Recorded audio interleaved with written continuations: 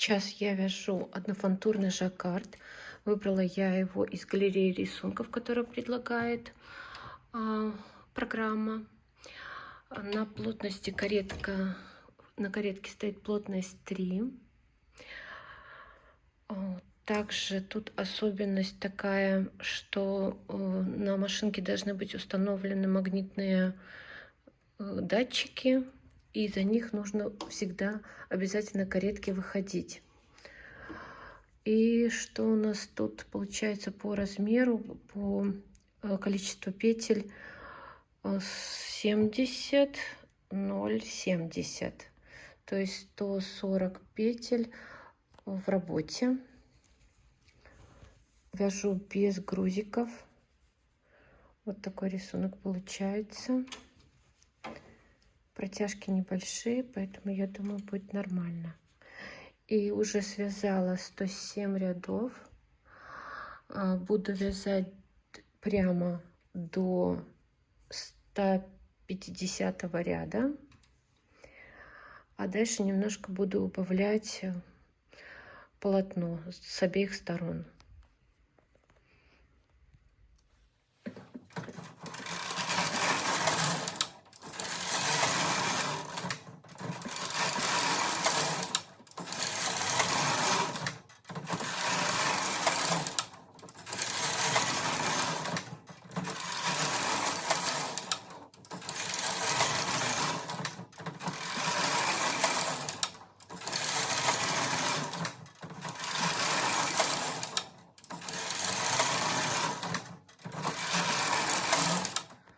Так, ну вот я со 150 ряда я начинала делать убавки. В каждом 4-м ряду я убавляла по одной петле с двух сторон, с обеих. Сейчас у меня на программе стоит, что я связала 200 рядов. Я вот связала это тут 200 рядов. И сейчас я отключила рычажок рисунков, поставила в положение 0 или О, правильно, наверное. Плотность оставляю ту же, 3, и буду вязать резиночку, ну, как это, планочку под резинку, верхнюю часть на этой же плотности. Буду вязать, ну, еще пока не могу понять, сколько рядов, но резинку хочу делать достаточно широкую. Включила счетчик рядов и буду сейчас вязать планку под резинку.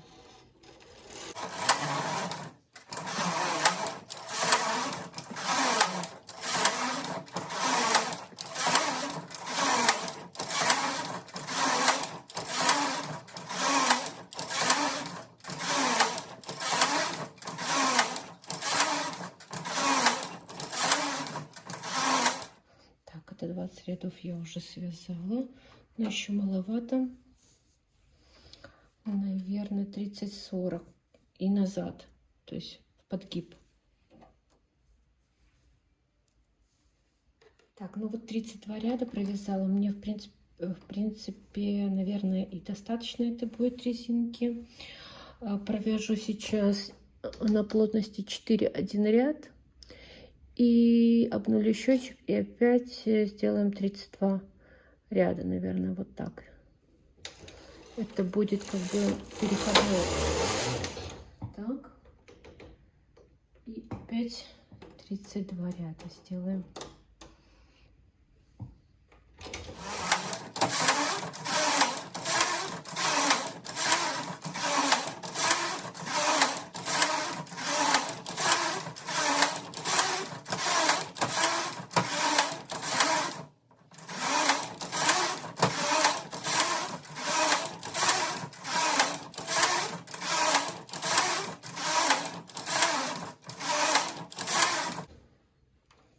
Ну вот, все. В принципе, да, оно даже перекладывается, где я провязала на большей плотности. И сейчас я возьму дополнительную нить и провяжу несколько, ну не несколько, а, наверное, много рядов, чтобы потом на кителе я могла навесить эти петли и закрыть. Наверное, так будет.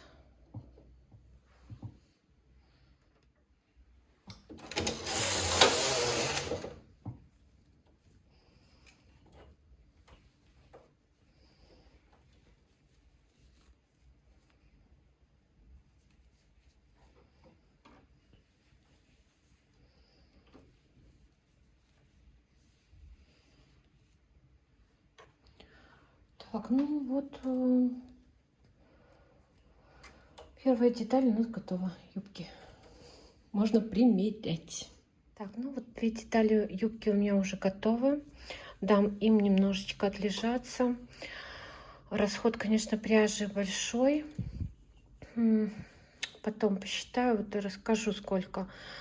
Ну, где-то больше мотка, наверное, 1,5 мотка ушло на эти две, на обе детали.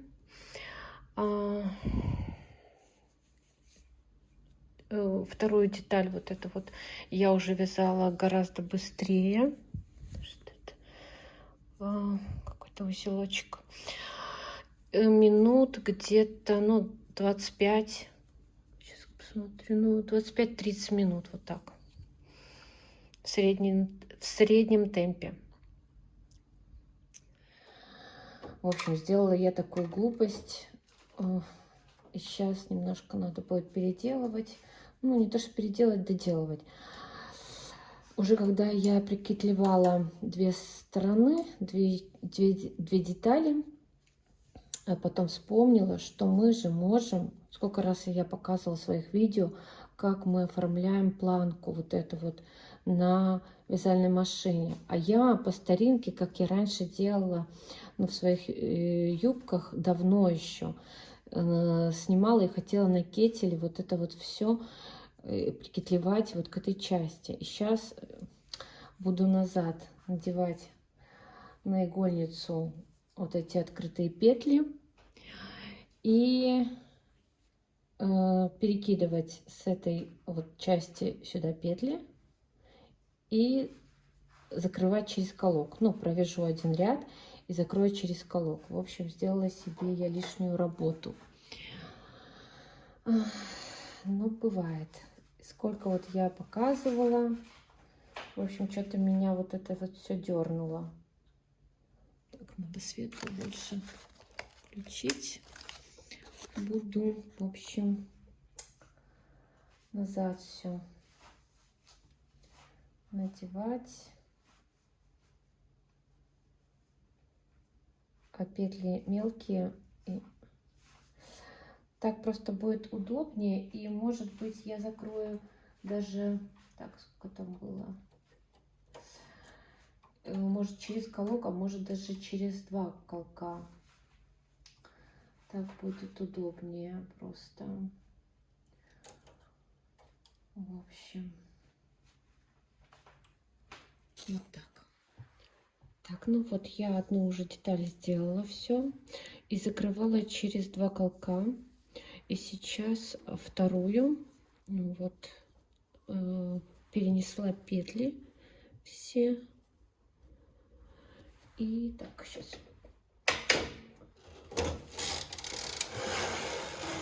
переведу каретку на другую сторону. И поставила я плотность 10 на каретке.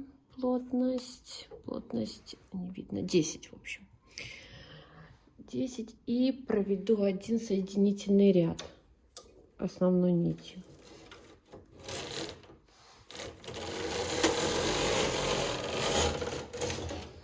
Так.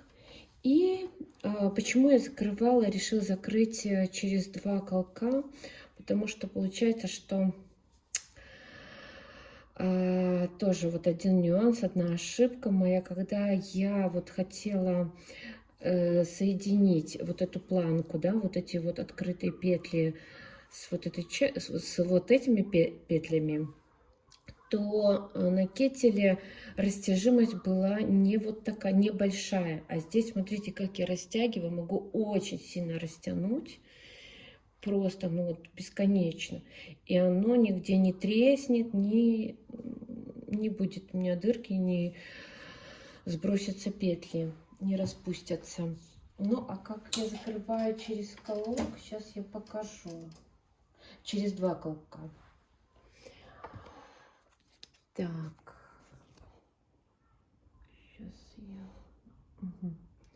Сейчас я дойду до вот серединки и покажу.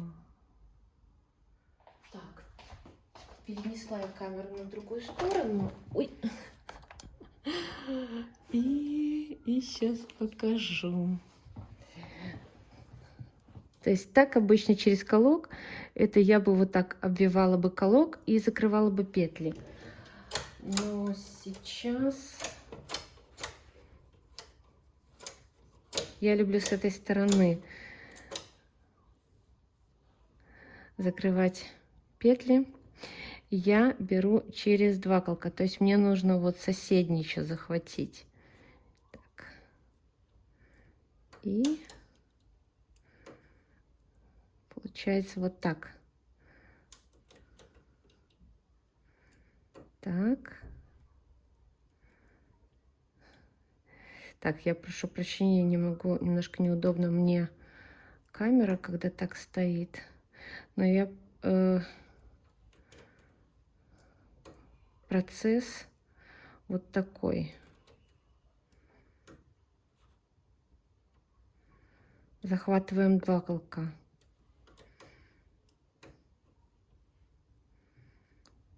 Иногда бывает у меня язычок сам отпрыгивает.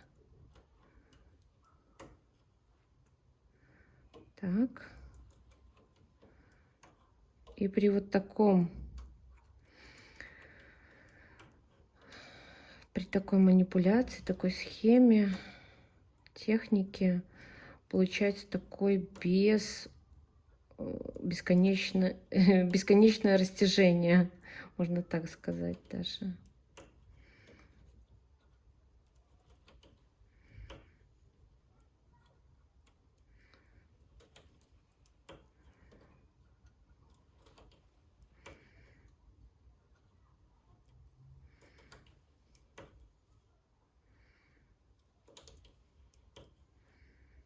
Видите?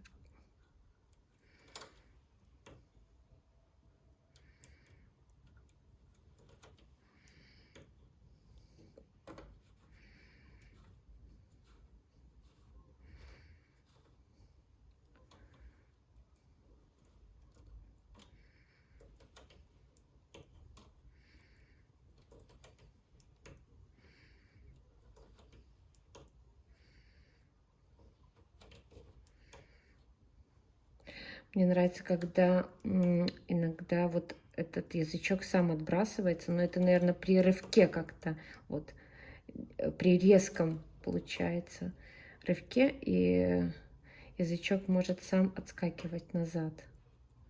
Ну, если не сам, то значит так помогаем ему. Ой.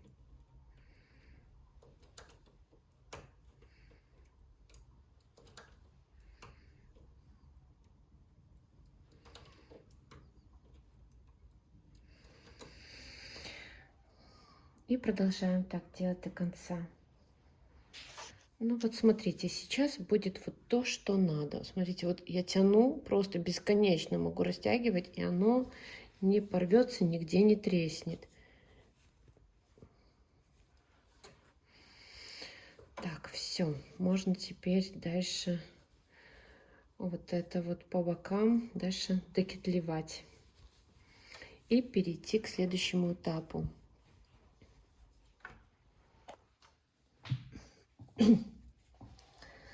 Так, ну вот я на стадии подвязывания рюши к моей юбке. И уже одну часть я уже сделала. Рюш я делала на основе жемчужной вязки, резинки. Она мне больше всего понравилась. Вот я уже ее немного отпарила. И сейчас я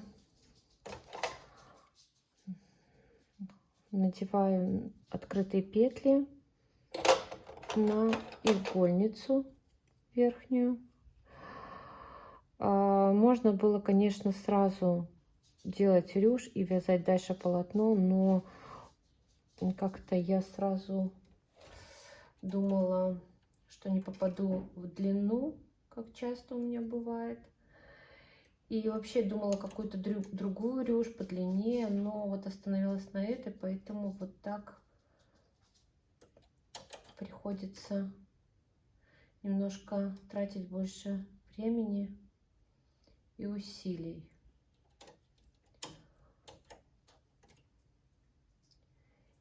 И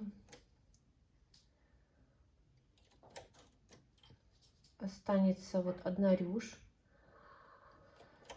Подвязать ее. И потом уже все соединить швы по бокам. Срезы.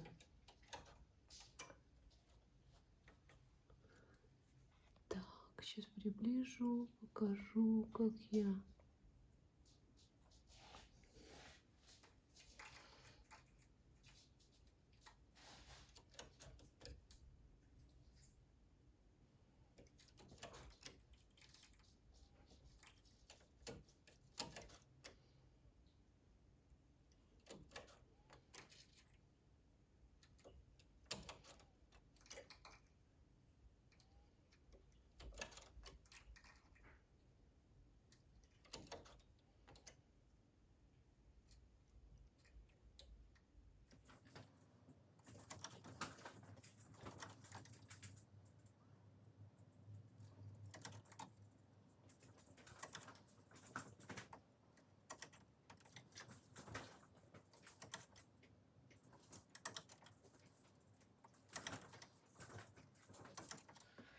Все, я вернула все петли на игольницу, перенесла.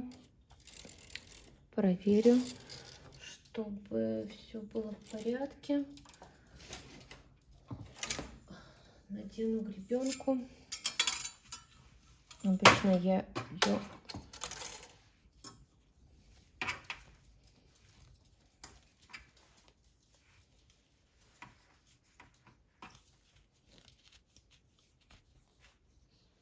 так.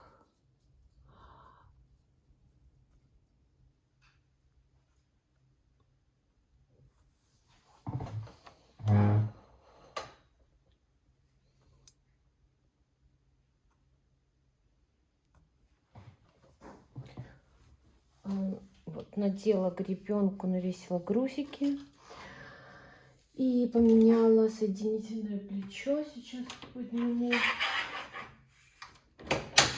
нижнюю фактуру и будем разбирать верхние, получается, петли. Чего ты? Так.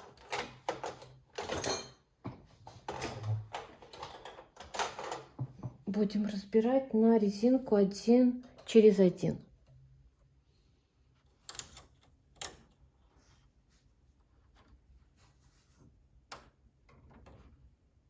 Так, выровняю игольницу.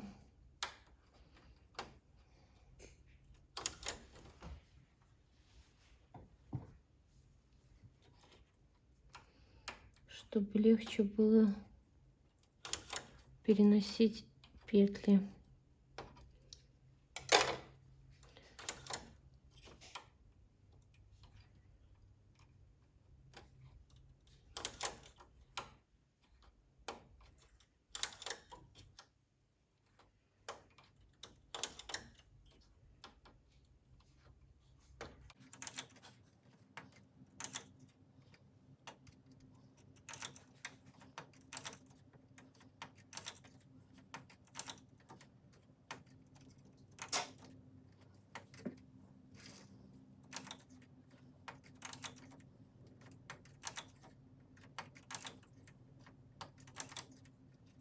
После этого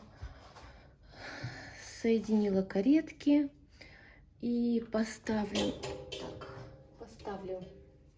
сейчас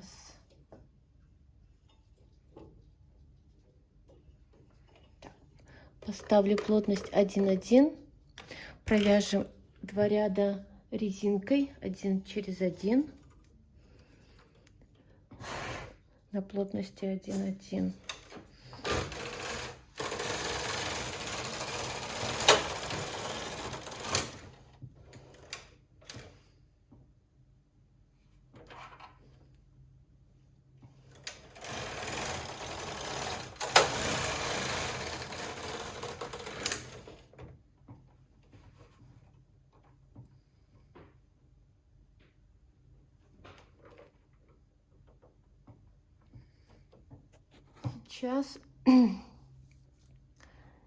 Сейчас поставим плотность 3,3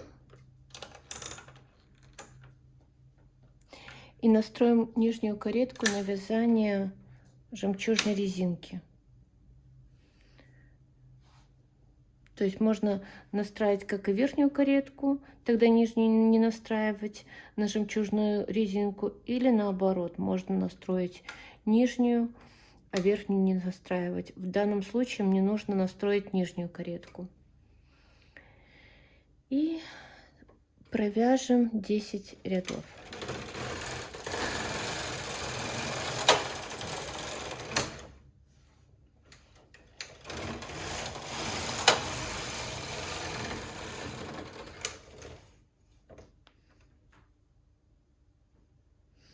Нужно проверить, все ли у нас правильно провязывается.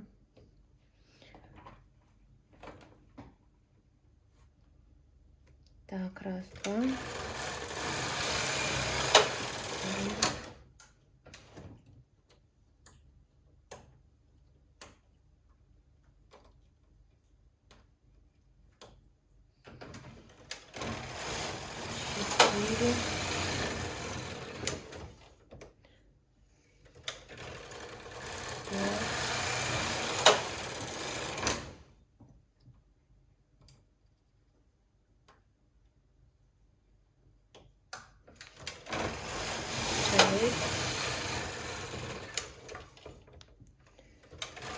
4.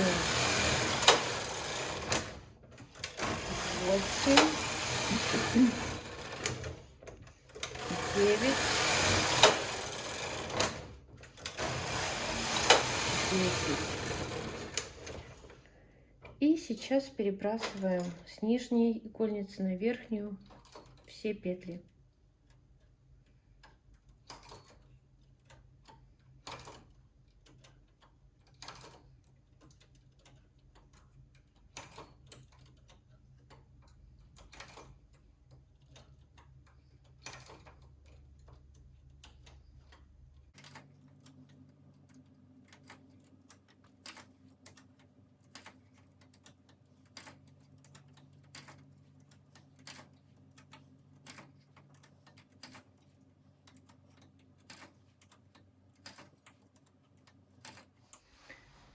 Сейчас я могу рассоединить каретки и опустить нижнюю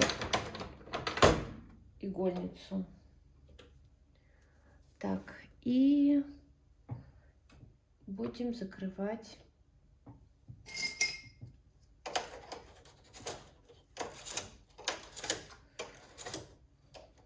петли. Петли будем закрывать через 2 колка.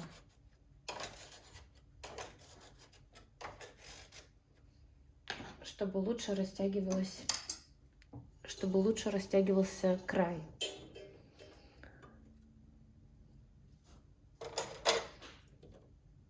Так, но первую я закрываю через 1 колок. Так. А потом уже обвиваю 2 и закрываю через 2.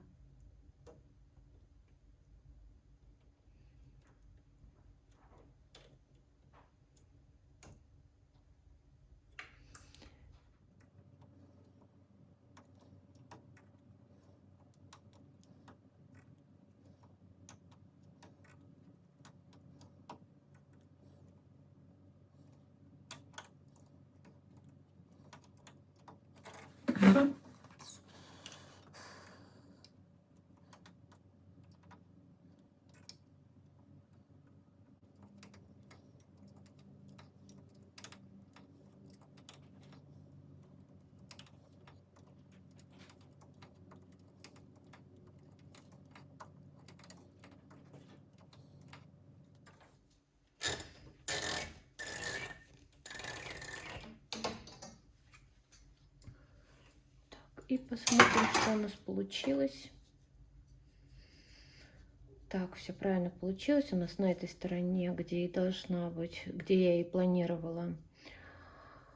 Получилась жемчужная резинка. На этой стороне просто не английская, а 1 через 1 получается плетение. Так, и осталось снять вот эту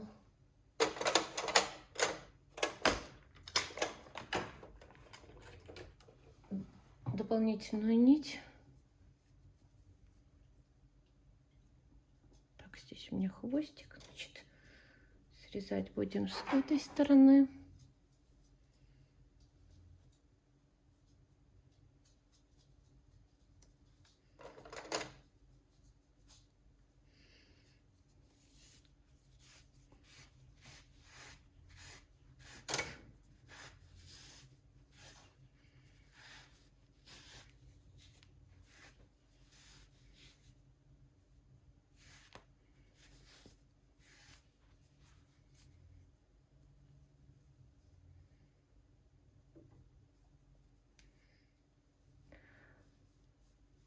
Так, отлично все. Можно отпарить и соединить вот эти вот по бокам